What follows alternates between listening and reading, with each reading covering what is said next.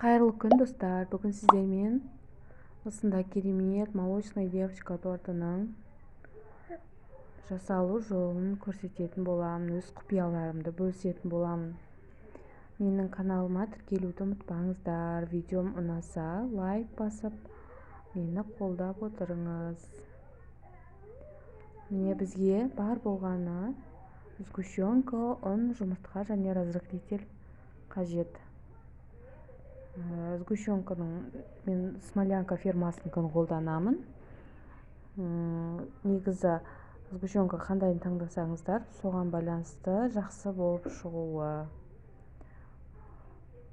Мен барлығын қосқан жоқпын, 1,5 банка қостым. Менде осыдан 6 корж шықты.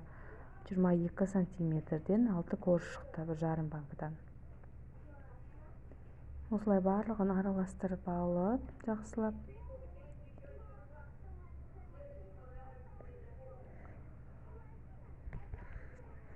Пергамент қағазымызды төсеп, астында мына термоковрикта менде сантиметрлерін бәрі көрсетілген, осылай көрініп тұрады. Мен үстіне жайып, әдемілеп жайып аламын.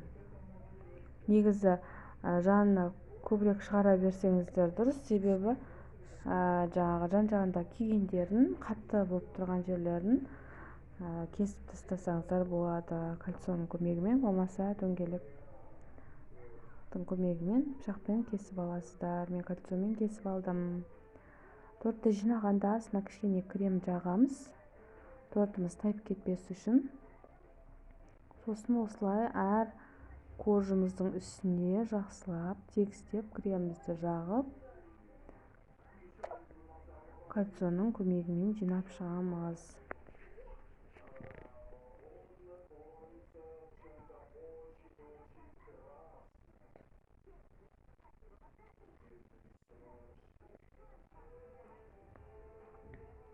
Торт кемінде 7-8 сағат холодильникте тұрғаны дұрыс. Кремі сіңіп, торт жұмсарып, әдемі болу үшін.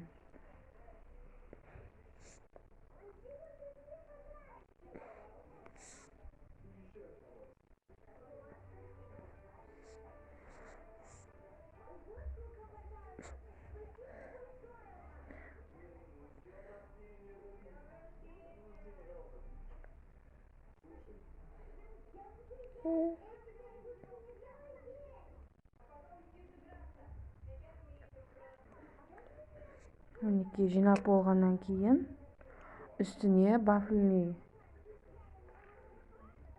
крошканың көмегімен осылай әдемілеп сәндеп шықсаңыздар болады.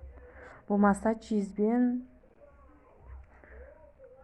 жаңағы сыртын қаптасаңыздар да болады, мастикамен қаптауға да болады.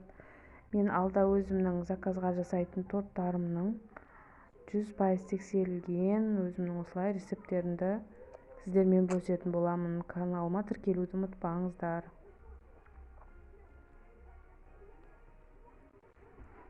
Менде бұл туған күнге арналып жасалған торт. Мен шоколадты осындай мешокқа құйып алып, одноразовый мешокқа, соның көмегімен қатты ыстық кезінде де жағуға болмайды, себебі қатты сұйық болып тұрады.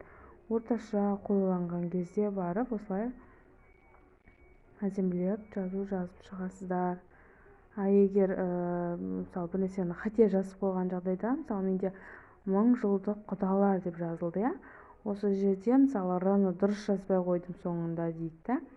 Егер солай болып қалса, өздеріңізге ұнамайтындай жазылса, морозильникке салып аласыздар, бір 2-3 минутта қатқаннан кейін шоколадты жаймендеп, пышақтың немесе үшкір нәрсенің көмегімен аккуратно алып тастасаңыздар болады, сөйтіп түзеуге болады.